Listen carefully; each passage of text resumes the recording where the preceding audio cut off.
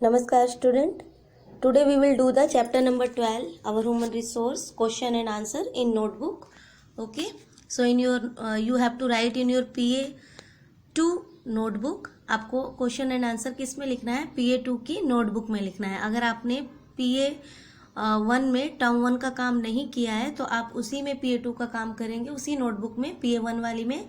Otherwise आपको PA2 की new notebook बनानी है. Okay. So how you have to write? Firstly mention date. Okay, then write PA2, then chapter number and name. Chapter 12, our human resource. Okay, then write down, leave one line. Okay, and mention the heading, answer the following question. Again leave one line and start writing question number 1.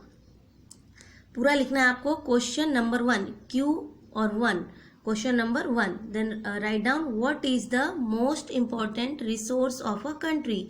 Give a reason. अब हमें क्या बताना है बच्चों कि country का सबसे important resource क्या है, उसका हमें रीजन भी देना है कि आखिर वो इम्पॉर्टेंट रिसोर्स क्यों है. तो human, a human being is the most important resource of a country. Human being जो है किसी भी कंट्री के लिए उसका सबसे इम्पॉर्टेंट रिसोर्स है. और रीजन क्या है? Because the use of other resources like land, minerals etcetera depends on human beings. जितने भी हमारे रिसोर्स हैं, चाहे वो लैंड है, मिनरल्स है या अदर दूसरी थिंग्स हैं, वो सब, उन सब का यूज किस पर डिपेंड करता है? ह्यूमन बीइंग्स पर. अगर ह्यूमन बीइंग्स ही नहीं होंगे तो उन चीज़ों को यूज कौन करेगा? वो सब यूजलेस होंगी, अर्थ के ऊपर होंगी पर यूजलेस. क्यों? क्योंकि उनका यूज करने वाला ही कोई नहीं होगा. Okay. So human resource is human being. A human being is the most important resource of a country because the use of other resources like land, minerals etc depends on human beings. Okay, now leave one line.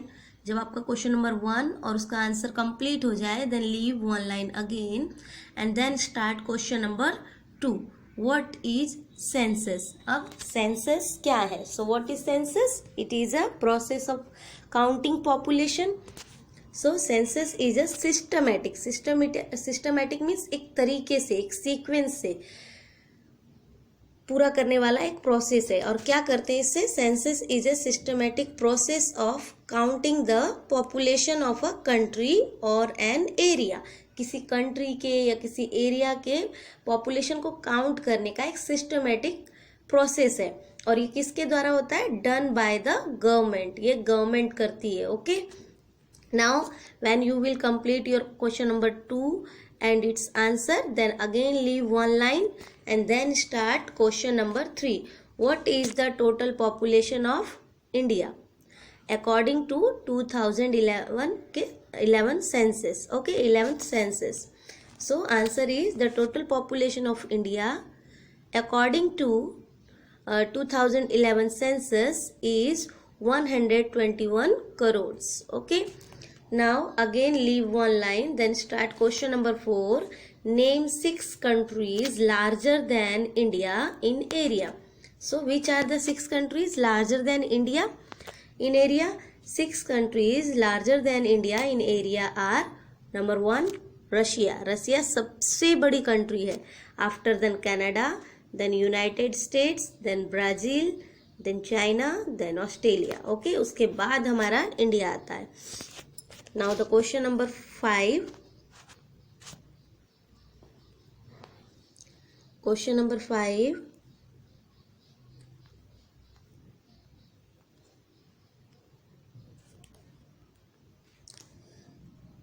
Give regions for the. अब बच्चों देखो ये new page से start है question number 5. तो आपको क्या करना है, अगर आप जब भी न्यू पेज से स्टार्ट करते हैं तो न्यू पेज पे फर्स्ट लाइन से ही लिखना है. बहुत सारे बच्चे फर्स्ट लाइन न्यू पेज पे फर्स्ट लाइन को छोड़ देते हैं, पर आपको फर्स्ट लाइन लीव नहीं करनी है, फर्स्ट लाइन से ही स्टार्ट करना है. ओके. तो question number 5 is give regions for the rapid growth of population. अब हमें रीजन्स बताने यानी कारण बताने हैं कि जो पॉपुलेशन कंटिन्यू बहुत तेजी से बढ़ रही है उसका क्या कारण है. So following are the reasons for the rapid growth of population. क्या है? Increase in the birth rate and decrease in the death rate. Okay, यानी कि बर्थ रेट का बढ़ना और डेथ रेट का घटना सबसे बड़ा कारण है पॉपुलेशन के बढ़ने का। Now second is lack of education, यानी शिक्षा की कमी। And third is advance hospital and medical facilities etcetera. और जो हमारी मेडिकल फैसिलिटीज बहुत एडवांस हो गई है और हॉस्पिटल, उसकी वजह से डेथ रेट में कमी आई है और ग्रोथ रेट बढ़ी है। Okay, now we will do the question bank of chapter number 12 in worksheet. Here is question bank. Question bank, choose the correct option. Which is the most populous state of India? Which is the Uttar Pradesh is the most populous state, यानी सबसे ज़्यादा जनसंख्या उत्तर प्रदेश में है, सबसे ज़्यादा लोग उत्तर प्रदेश में रहते हैं। Which Indian state has the highest density of population according to the 2011 census? अब देखो यहाँ पर तो था मोस्ट पॉपुलस, यानी सबसे ज़्यादा, टोटल जितना उसका एरिया है, उस सपोज इतना बड़ा उत्तर प्रदेश है तो इसमें बहुत सबसे ज़्यादा लोग उत्तर प्रदेश में रहते हैं जितने भी स्टेट हैं। लेकिन सेकेंड क्वेश्चन में क्या पूछ रहा है? डेंसली पॉपुलेटेड, यानी कि पर स्क्वायर किलोमीटर में सबसे ज़्यादा रहने वाले लोग कितने? पर स्क्वायर किलोमीटर में सबसे ज़्यादा लोग कहाँ रहते हैं? वेस्ट बंगाल में। Okay, so which Indian state has the highest density of population according to the 2011 census? So answer is West Bengal. Okay, now the third question is which of the following state is sparsely populated? यानी कि सबसे कम population वाला state कौन सा है? अरुणाचल प्रदेश। यहाँ पर square kilometre only 17 लोग रहते हैं। Okay, now the question number 4, the percentage of population living in villages is 70%. Now fill in the blanks. Senior citizens are those who are above 60 years. Now the second is the area of China is 3 times more than that of India. Now third is Kerala is the most literate state. Now fourth is increase in population can be checked by calculation of growth rate. अगर हमें growth rate पता चल जाएगा तो हम ये बता सकते हैं कि पॉपुलेशन में कितनी पॉपुलेशन कितना इंक्रीज हुई है। ओके, और ग्रोथ रेट हम कैसे निकालते हैं? बर्थ रेट में से डेथ रेट को माइनस किया जाता है। Okay, so our chapter number 12 is completed. We have completed our question and answer and our worksheet. Okay, in homework you have also do the MCQs of chapter number 12. Okay, MCQ, fill ups, true false and matching in your textbook. Okay student.